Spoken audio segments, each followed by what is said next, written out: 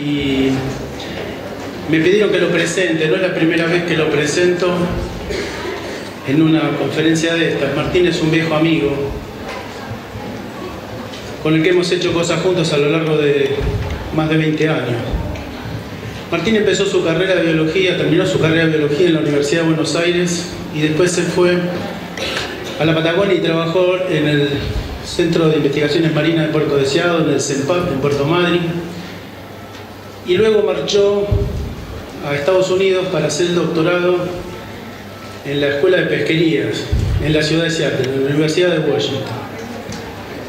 De vuelta al país, se reinstaló allá por el 82 en el CENPAT, en Puerto Madryn, y como producto de esas grietas que tenemos los argentinos desde hace tantos años, en este caso no filosófica o política o ideológica, sino una grieta entre los mediocres y los más capaces, Martín terminó volviendo a los Estados Unidos para dirigir en la Comisión Interamericana del Atún Tropical el programa Atún Delfín,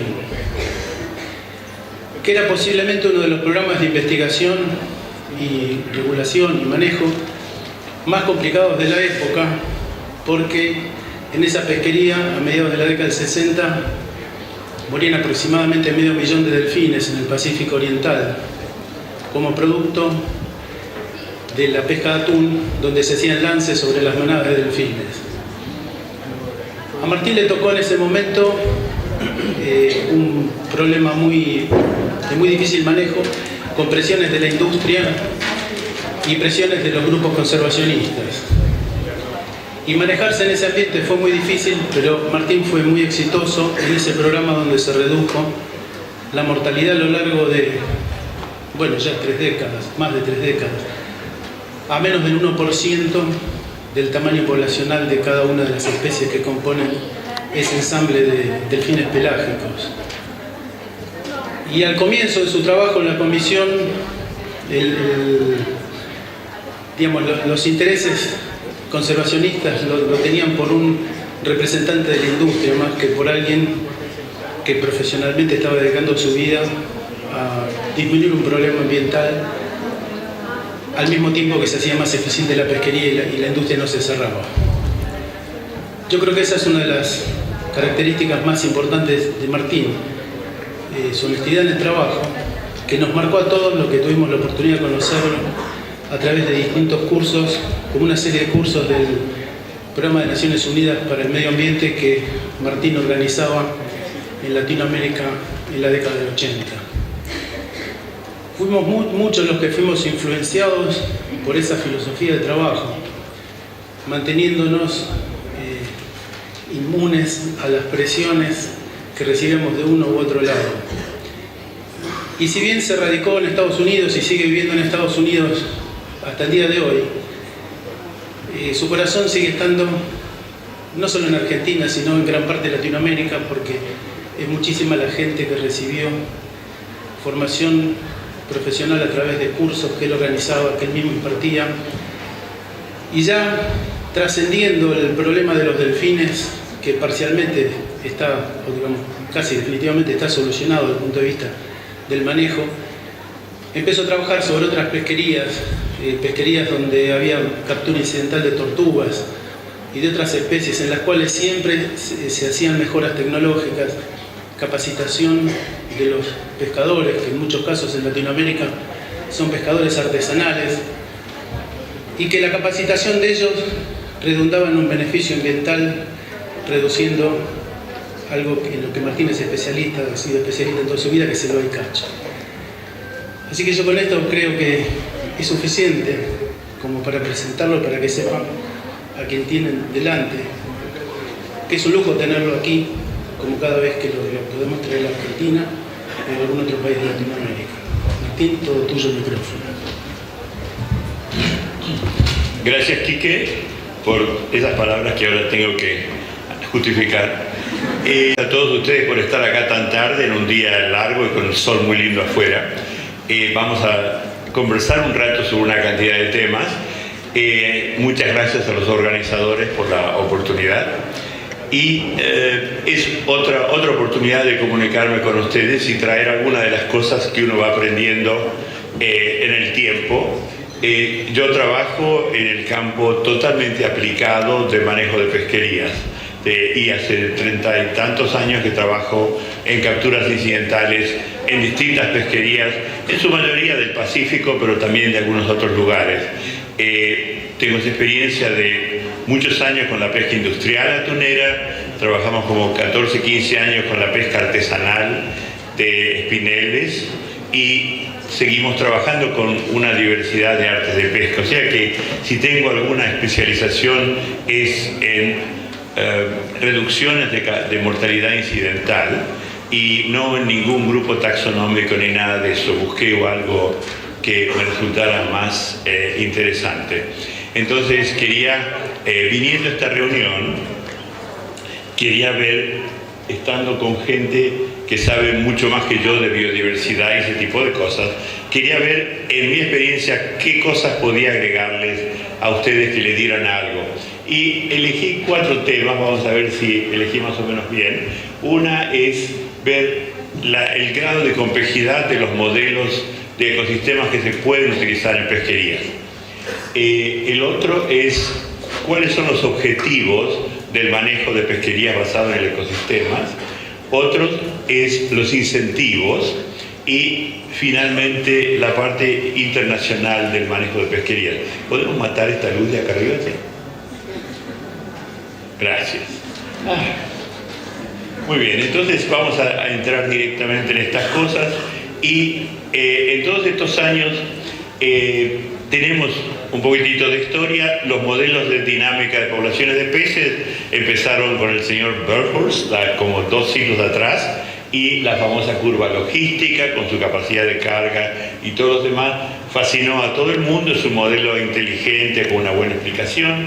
Se siguió, se utilizó una cantidad de cosas, experimentos de laboratorio andaban muy bien. Más tarde, von Bertalanffy y otros más produjeron modelos de crecimiento que en sus formas más flexibles de Richards y demás hacen una excelente descripción del crecimiento de una cantidad de criaturas. O sea que la fascinación de los modelos matemáticos vino porque algunos se ajustaban a lo que se veía.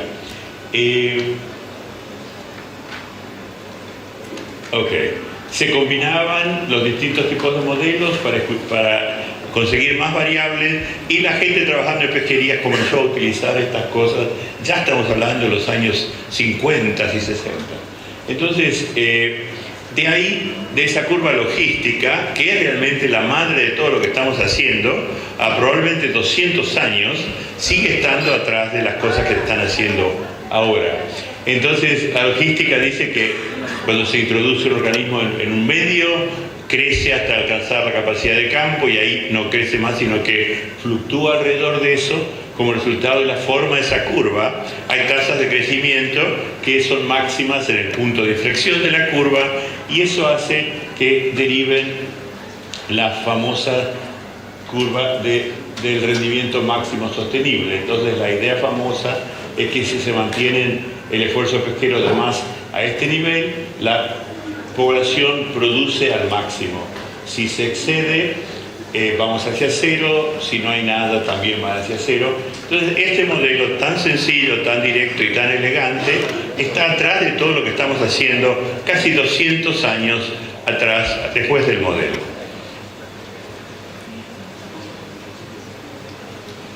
Bueno, y se les dan una cantidad de explicaciones pesqueras de la sobrepesca, si se pesca el reclutamiento antes de que lleguen al tamaño. Hay toda una explicación compleja. No me interesa entrar en este modelo en particular, simplemente se ha iterado y se ha crecido en este modelo, haciéndolo cada vez más complejo. Sin embargo, las cosas básicas de la curva logística, que nadie se cuestiona porque estamos usando cosas mucho más sofisticadas, aunque están apoyadas a nivel de la logística, se basa en una serie de suposiciones con respecto al ecosistema. En general, el manejo de pesquerías es ciego al ecosistema, por eso el señor con la cabeza en la arena al principio. Simplemente la población responde a la pesca y listo. y el resto sale a lo mejor a través de mortalidad natural o de otra cosa. Entonces, si vemos este pequeño esquema, busqué el modelo más simple y más tonto que podía haber. Una especie A que es explotada, se alimenta de una especie B, pero a su vez esta especie B se alimenta de juveniles, huevos o larvas de este A. Esto es algo muy simple y pasa por todos lados, no es un modelo rarísimo. Entonces el reclutamiento viene de aquí a allá. Entonces, un impacto grande en reducir esta biomasa, que según el modelo libera alimento y demás y permite que lo que queda se recupere rápidamente hasta el nivel anterior. En este caso tiene un impacto diferente. Entonces, la pesca sobre esta especie libera al predador de juveniles, aumenta la predación y tenemos esta retroalimentación que es menos reclutamiento. Esto no es lo esperado por el modelo, pero los modelos son ciegos a estas cosas y ha sido increíblemente difícil, sigue siendo increíblemente difícil complicar las cosas un poquito más allá de los modelos de especie simple. Entonces, con esto se trabaja mejorando los modelos, poniendo una serie de objetivos de manejo. Este es un esquema muy lindo de un trabajo de Berger que lo usó Juan Barriero hace poquito en una charla. Entonces se le ponen márgenes de incertidumbre, distintas alternativas, límites, de manera de mantener la población dentro de ciertos límites, y cuando se exceden algunas de esas medidas, las acciones de manejo se hacen obligatorias. Pero si ustedes ven con cuidado y tienen buena vista, ahí dice ecosistema. Así chiquitito, entre 5 cosas, y dice bycatch, que es más o menos sinónimo con ecosistema para la gente de pesquería, y después dice diversidad. ¿Qué quiere decir eso ahí adentro? Es una palabra totalmente hueca, es decoración, es un florero con una cosita ahí en medio de una lista de cosas. Y esto es uno de los grandes problemas para introducir el ecosistema en pesquería. Es una especie de adorno, es una cosa que está indefinida y por lo tanto no genera obligaciones. Entonces este es un esquema avanzado, bien hecho, de una pesquería que es con todo el sistema de precaución, una cantidad de cosas. No es un mal diagrama, es uno de los mejores que pueden encontrar, y sin embargo totalmente ciego. Bueno, entonces, ¿qué hacemos para incorporar el ecosistema o qué se ha hecho? Los modelos iniciales de ecuaciones diferenciales, para poner 2 o 3 variables y tratar de hacer modelos de ecuaciones diferenciales, no se puede. Enseguidita se vuelven modelos que no se pueden resolver. Pasaron a otras alternativas, pasó la época de los modelos gigantescos como el de Levastu en el Golfo de Alaska o el Mar de Bering, unos en el Mar del Norte, esos modelos que tenían 100 compartimientos y todos los flujos, que se tardaban décadas en hacerlo y costaban millones y millones de dólares, que fueron abandonados muy rápidamente por las autoridades pesqueras porque eran totalmente inmanejables. El presupuesto para producir ese modelo a lo mejor era más valioso que el producto de la pesca en un par de años. Entonces esos modelos quedaron afuera. Después vino, y estoy salteando años medio libremente acá, un periodo de los modelos de EcoPath, de EcoSim y EcoSpace, que eran modelos increíblemente fáciles de aprender y de hacer. Entonces todo el mundo hacía su modelo, y debe haber unos cuantos miles de esos modelos hechos. Marta Kohl, que estaba en la lista, iba a venir a esta reunión, es una experta en el tema, y hay unas revisiones muy interesantes de esto. A pesar de los miles de modelos que se hicieron, yo no he visto en las pesquerías que yo conozco que se utilice para tomar decisiones. Simplemente hay modelos del Pacífico Central, pero nadie pensó nunca vamos a fijar la cuota de atún basado en ese modelo.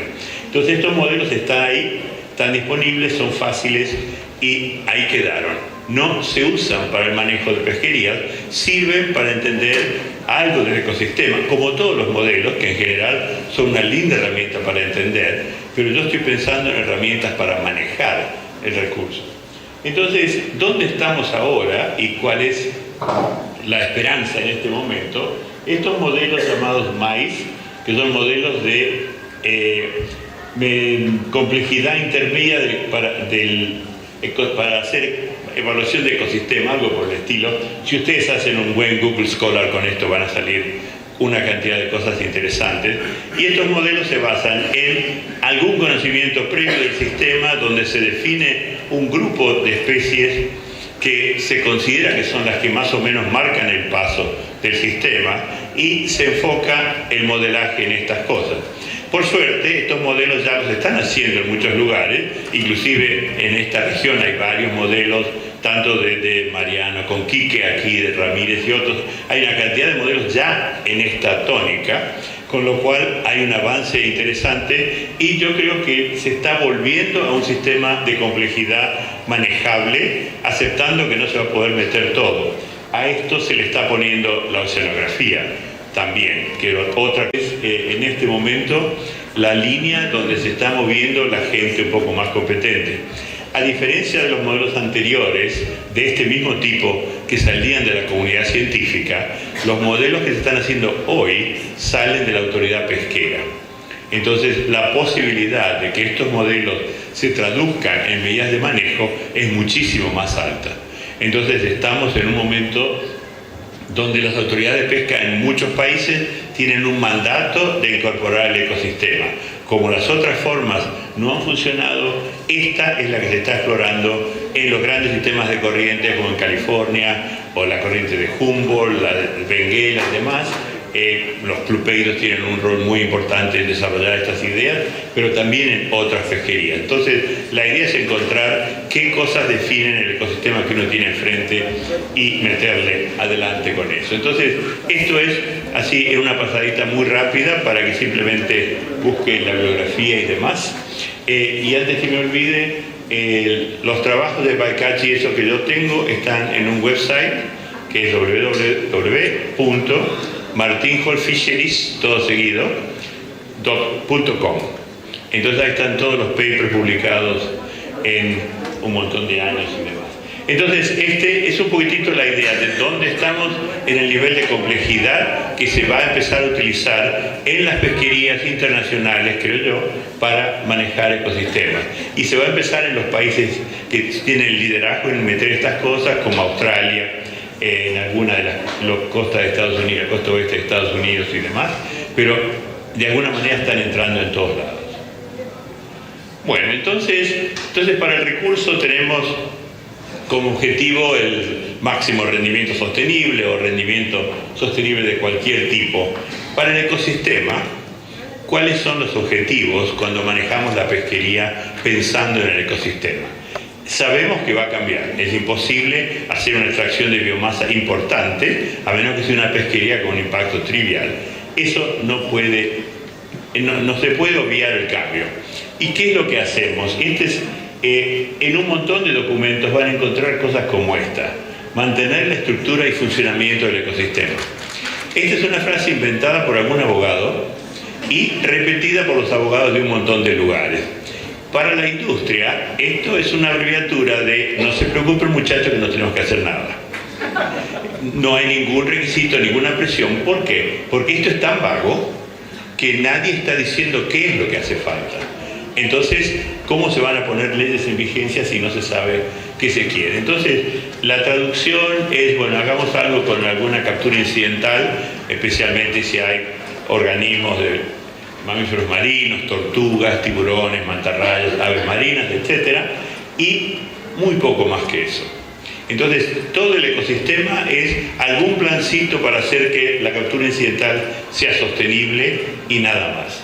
Entonces, ¿es culpa de la industria? ¿Es culpa de los gobiernos? Sí, pero también es culpa de la comunidad de ecólogos que realmente, y esto es un problema científico, no es un problema de personalidades, no hemos llegado a decir tenemos acá una serie de índices primarios importantes, 3, 5, que queremos monitorear en todas las pesquerías.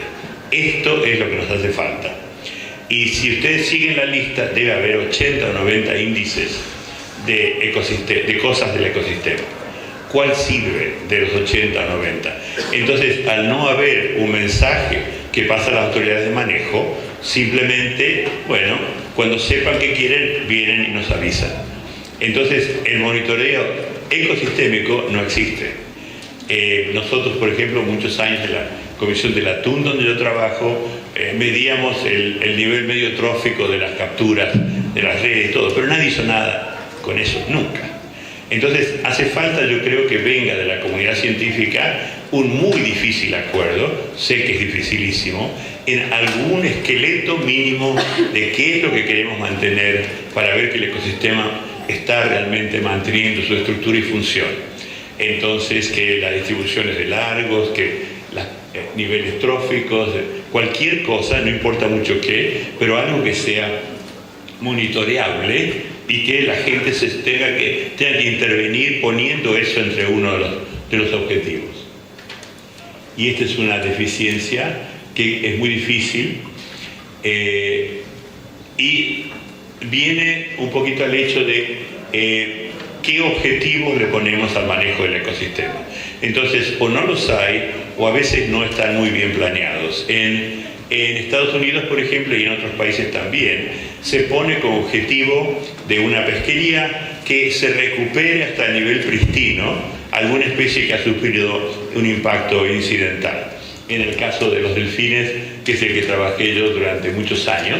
Entonces, ¿cómo se hace esto y qué se puede hacer al respecto? Bueno, en el caso de los delfines, para saber cuántos había antes de la pesquería, había estimaciones de abundancia más recientes y después una mortalidad estimada de un montón de años con muy pocos datos, muy secada, realmente de muy mala calidad. No era una base como la gente. La mortalidad bajó más del 91% ahora. Entonces, estamos en esto para que se recupere tan rápido como se sospecha. Estamos otra vez en el tema de la logística. Como creemos que disminuyeron mucho, esperamos que se recuperen muy rápido. Entonces yo tengo 3 problemas con eso. Esta es la curva de mortalidad de delfines. Dejé de hacerlos hace unos años porque total estaba de oscuro pegada a la recta. Esta es una de los stocks de delfines y la curva de recuperación. Uno estaría muy contento con esto, los errores son gigantescos, pero la tendencia es más o menos buena. Entonces, el planteo es, los pescadores pueden con una cantidad de esfuerzo reducir los impactos, pero ninguno puede responsabilizarse de que el ecosistema no haya cambiado. Por ejemplo, ha habido invasiones grandes de ballenas pilotos en la región que no estaban antes, los calamares enormes, estos también han invadido regiones. El ecosistema no se queda esperando a que se recuperen las poblaciones que han disminuido. Entonces, el pescador es responsable del impacto, es responsable de reducir el impacto, pero no puede ser responsable de retroceder el ecosistema. No hay camino de regreso de los ecosistemas, en mi opinión, al lugar pristino. Entonces, no sabíamos cómo era antes, pero y además, si se pudiera volver para atrás, sería una buena idea. Entonces, todo el resto del ecosistema ha cambiado. Estamos explotando muchos más atunes, muchos más tiburones, muchos más calamares. Todo el resto del ecosistema es alterado. Si yo puedo llevar los delfines a donde estaban en el año 1930, ¿eso es bueno para el ecosistema? Digamos, es una cosa que es un beneficio psicológico para uno pensar que se ha recuperado, pero no quiere decir que sea mejor para el ecosistema, y al contrario, a lo mejor creamos imbalances de otra manera. Entonces, esto es un poquito el problema de los objetivos. Hay una cantidad de cosas y no tenía tiempo para esto. Acá les saqué un par de citas, simplemente cosas nuevas que están haciendo tratando de lograr múltiples objetivos en el manejo de pesquerías y ecosistemas, un esfuerzo en Suecia, otro esfuerzo en Centroamérica, no importa, hay un montón de cosas. La idea es, no está tan desesperante la situación, hay una cantidad de herramientas que se están generando en este momento. Hay un website que se llama EBM Tools, que muchos de ustedes lo deben conocer, que tiene una cantidad de movimiento en el tema y hay una cantidad de trabajo multiobjetivos, que es lo que nos faltaba, con aspectos sociales, con aspectos económicos, todo eso metido en un lugar.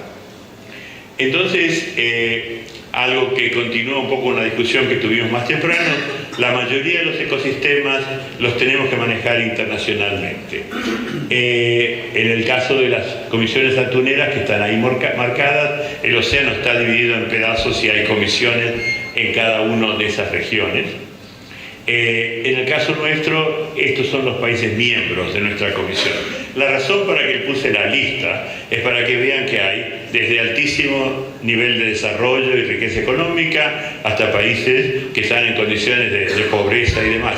O sea que los objetivos de los países miembros son muy diferentes, no están todos atrás de lo mismo. Entonces, los objetivos de la flota de Japón no son los mismos que los de la flota de Canadá, o China no es lo mismo que Nicaragua. Entonces, todas estas mezclas de objetivos hacen muy difícil esto.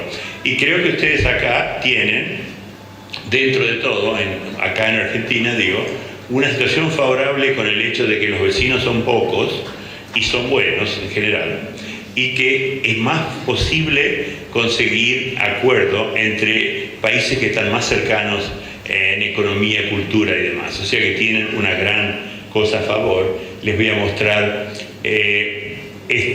por ejemplo, las flotas industriales cerqueras son los que están arriba, las palangreras son los países orientales abajo, pero le quería mostrar esto, que es justamente la plataforma que se les mencionó antes en el taller anterior.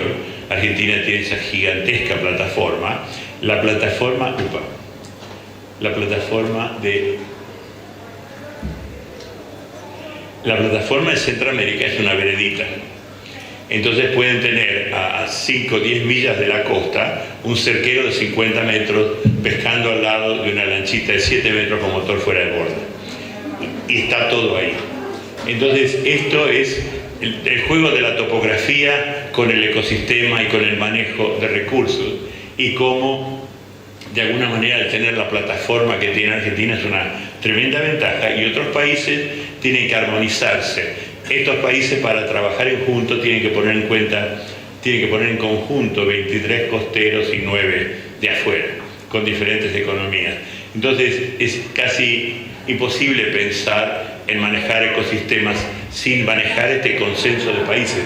Cuando empezaron estas pesquerías, había varios países que pescaban aleta amarilla sobre delfines, otros que pescaban ojo grande sobre palangre, y eran dos pesquerías paralelas, cada uno hacía su partido y no interferían. Después, acá no se ve nada, sale una nueva forma de pesca con plantados que pesca otra tercera especie de atún, pero con el inconveniente que pesca los juveniles de las otras dos especies. Entonces estamos en el medio de una total gama de conflictos de todo el mundo con todo el mundo. Y desde ONG, gobiernos y demás, todo el mundo tiene opiniones encontradas con respecto a esto. Lo malo de esto es que los conflictos muy a menudo benefician a alguien. Entonces, por ejemplo, si mi pescado está ecoetiquetado y el tuyo no, y vos tenés un problema y yo te puedo clavar con el problema, mi pescado vale más, porque cerré tu mercado. Entonces, hay un beneficio en el conflicto más que en la solución. Entonces, hay muchísima competencia entre los mercados, y eso hace que las organizaciones regionales de pesca funcionan por consenso. Entonces es muy fácil por algunos países bloquear a otros. Entonces no hay un espíritu de colaboración permanente. Otro caso de manejo internacional, que es una propuesta de un trabajo científico presentado recientemente, es cerrar toda la pesca en el alta mar. Entonces, esto viene sin decir qué se va a decir con el esfuerzo. Entonces, como primer supuesto, supongamos que el esfuerzo pesquero que está en el alta mar se mueve, y se mueve a donde puede moverse, que son las zonas económicas exclusivas de todos los países. Entonces, esto es algo muy interesante con respecto a reservas, cierres y demás. ¿Es conveniente dispersar los impactos ecológicos en un área muy grande o concentrarlos en algunas áreas chicas y dejar otras sin tocar? No tengo una respuesta para la pregunta, me parece solamente una pregunta interesante. En este caso, la propuesta, que viene de alguien muy académico y que ninguna conexión con la pesca realmente, Al traer todas las flotas industriales a la zona económica exclusiva, maximizamos el despelote, para decirlo en términos científicos. Interactúan con las flotas artesanales, con la acuacultura, con la pesca deportiva, toda la serie que está arriba, maximizan las capturas, la mortalidad incidental de un montón de especies que tienen playas de anidación, áreas de anidación y demás. Así el bycatch iría altísimo si tenemos todos los barcos en la zona económica exclusiva, y además está todo el resto de la actividad minera, tránsito marítimo, etc. Entonces, desde el punto de vista ecológico es una idea muy mala. Yo no quiero decir que no haya reservas en alta mar, pero cerrar todo el alta mar y empujar todas las flotas de la zona económica exclusiva no es una solución ecológicamente razonable. Además de esto, es imposible hacerlo a nivel global. Esto tendría que ser algo de Naciones Unidas. Hay países que no tienen zona económica exclusiva, o países con mucha población con zona económica exclusiva chiquita. No hay, de ninguna manera van a aceptar este tipo de acciones. Pero aparte de eso, las cosas a favor dicen que hay mejor manejo de pesquerías en la zona económica exclusiva. Mi experiencia de las áreas que conozco no es así. Entonces, en algunos casos podría haber reservas en alta mar por algunas poblaciones. En realidad, en muchos casos los juveniles están en la zona económica exclusiva, así que la pesquería se concentraría en los juveniles de algunas especies. Entonces, este es el tipo de ejercicio académico que hace que uno piense algo y se da cuenta por qué no es muy práctico. Pero la pregunta general de si hay un área marina protegida grande, eso va a empujar el esfuerzo al resto. ¿Cuál es el impacto en el resto? En el caso de nuestra pesquería con delfines, cuando se quería eliminar la pesca sobre delfines, estaban proponiendo esta pesca, que es la que causa el problema ahora. Entonces se salió de una cosa y se causó otro problema diferente simplemente. Bueno, y vamos a hablar un poco de incentivos rápidamente. Esto es de un trabajo de John Pasco que tiene toda una clasificación muy interesante. No voy a entrar en esto, simplemente me voy a referir a unas pocas cosas. Para que la gente cambie de comportamiento, o una ley rígida, sólida y bien puesta en vigencia, o incentivos. Cada uno sabe dónde vive, cada uno sabe las posibilidades de poner leyes en vigencia. Entonces, encontramos esto, que es las pesquerías que tienen productos de exportación a países desarrollados, donde hay movimientos de consumidores, tienen una presión muy grande para cambiar de comportamiento, tienen un incentivo muy grande, y los que tienen consumidores internos solamente cuando hay comunidades turísticas que vengan con demandas y demás lo tienen. Entonces tenemos esto no es el capitalismo, estos son los consumidores de los países que les exigen a los supermercados que traigan productos con mejor calidad desde el punto de vista ecológico. A los supermercados les cuesta más ese pescado, no es un negocio al capitalista de las corporaciones, sino que tienen que responder al consumidor. Y esto ha sido una bendición desde el punto de vista atunera. Bueno, entonces, en la pesquería atunera de todo el mundo, la presión de los mercados es lo que mueve el manejo. Si eso no estuviera, estas pesquerías están flotando muertas en el agua sin cambiar de manejo. Todo lo que está pasando es presión de los consumidores, ecoetiquetas, supermercados, compradores en los países donde esto importa, y eso está cambiando lo que pasa en más o menos todo el mundo. Bueno, entonces hay una cantidad de estos modelos, las ecoetiquetas del programa del Marine Stewardship Council, un tipo de certificación, y otros niveles más sencillos como las tarjetas del Acuario de Monterrey y demás. Pero hay consumidores en muchos lugares que están prestando atención a esto, y en general cada vez hay más lugares y cada vez hay más pesquerías. Hace muchos años Greenpeace intentó hacer campañas con respecto a los delfines, pidiendo a la gente que boicoteara el atún, que no compraran atún. Esa campaña produjo una reducción de ventas del 1%, nadie se inmutó. Más recientemente, Greenpeace encontró los supermercados como el punto débil, y yo siempre les cuento este ejemplo. va Greenpeace a boicotear y a hacer demostraciones en los supermercados en Europa. Y además hacen estos rankings. Por ejemplo, acá están los supermercados desde menos verde a más verde, etc. Y los gerentes de los supermercados no pueden manejar esta situación, porque si pierden un cliente por una lata de atún, pierden el cliente por todo el resto de la compra. Entonces, 2 euros contra 300 euros es mal negocio. Entonces, los supermercados inmediatamente empiezan a pedir pescado certificado. Y eso ha pasado en toda Europa y está pasando en más lugares, inclusive en lugares impensados. En este momento todas las flotas atuneras, incluyendo española, francesa, están en una carrera para ver quiénes se certifican y cuántos se certifican. Yo de acá voy a hacer talleres con capitanes de cerqueros en Ecuador y reuniones con la industria para ver qué tienen que hacer para mejorar la pesquería.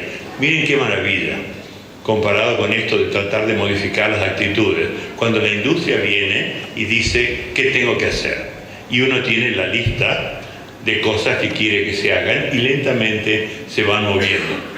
El programa del Marine Stewardship Council tiene 3 componentes, que es la pesquería sostenible, que no haya impactos en el ecosistema importantes y que además haya buen manejo. Y esto hace que, por ejemplo, necesitan buen manejo. Entonces, si no hay medidas para regular la captura de atún, pierden en el 3. Entonces, necesitan entrar en algo que funcione. Estos son tipos de tarjetas del Acuario de Monterrey, más genéricas. En Europa, enorme presión sobre los descartes, al prohibir los descartes. Entonces, se genera toda la presión para que aprendan a evitar los descartes, utilizarlos, etc. Otro tipo de iniciativa que a mí me resulta muy simpática, estos son de pesquerías donde los pescadores se reúnen para identificar quiénes son responsables o quiénes son más responsables que otros, a través de una serie de códigos que ellos deciden con ONGs y con el gobierno. Estas son nuestras buenas prácticas y los que son responsables siguen esas prácticas y tienen el derecho a un ecoetiquetado, y hay compradores locales que prestan atención a eso. Y una de las cosas donde estamos muy cortos en este momento es, hay muy pocos incentivos para la innovación tecnológica en pesquería. Yo participé varios años como jurado en el programa de Smart Gear, que lo organizaba WWF, que era pedir a los pescadores iniciativas para reducir captura incidental, y salían montones de ideas interesantes. Se ha parado el programa ese, y en general casi no hay programas sobre tecnología de artes de pesca. Es un área que no está en desarrollo y son áreas donde hay una carencia, creo que muy grande. Entonces, cerca de terminar, un par de cosas más de ecosistemas y demás. Hablamos un poco de hábitat. Los hábitats están muy conectados con el tema de áreas protegidas.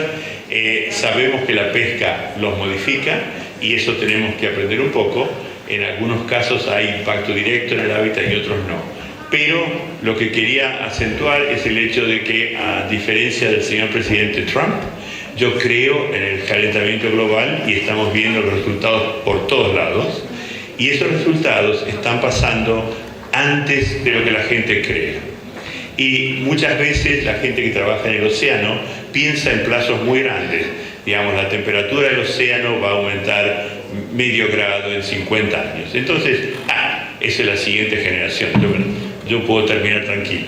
No, las cosas están pasando mucho más rápido que eso, y algo que se mencionó en el taller, creo, hay una cantidad de áreas en la topografía costera que van a tener impacto mucho antes que el medio del océano. Entonces, golfos, bahías, estuarios, radas, todas esas estructuras van a producir cambios y van a cambiar migraciones, van a eliminar hábitat utilizable y demás. Entonces, ¿cómo se preparan las pesquerías y cómo se preparan las áreas protegidas para el cambio futuro? Por ejemplo, en un trabajo muy interesante sobre Australia, se veía que las áreas protegidas de Australia las habían armado con un perfil latitudinal. Y los ecólogos saltaron diciendo, qué burrada, cuando sube la temperatura se queda toda la reserva afuera, que la reserva se tendría que orientar longitudinalmente para permitir alguna flexibilidad con movimientos dentro de la reserva. Les quería mostrar simplemente, esto no se ve muy bien acá, este es un pequeño estudio que uno de mis estudiantes está trabajando en los hábitats de rayas mugúlidos, y lo que está en rojo, que no se ve muy bien, es el hábitat perdido en el Golfo de California en 20 años.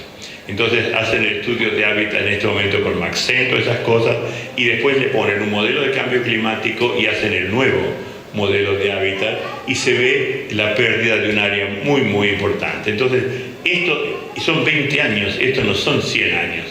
Entonces, gente que está pescando hoy puede estar pescando ahí. Entonces hay que pensar cuál es la alternativa para sacar esta pesquería a otro lado y mantener a esta gente trabajando y mantener estos animales que tengan algún escape y eso.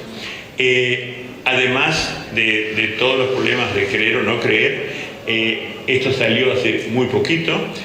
Aparentemente ha habido errores bastante grandes y bastante prolongados, y los cambios en el nivel del mar son mucho más altos que lo que estaba anticipado. Esto les recomendaría que lo vieran porque ya tiene impacto.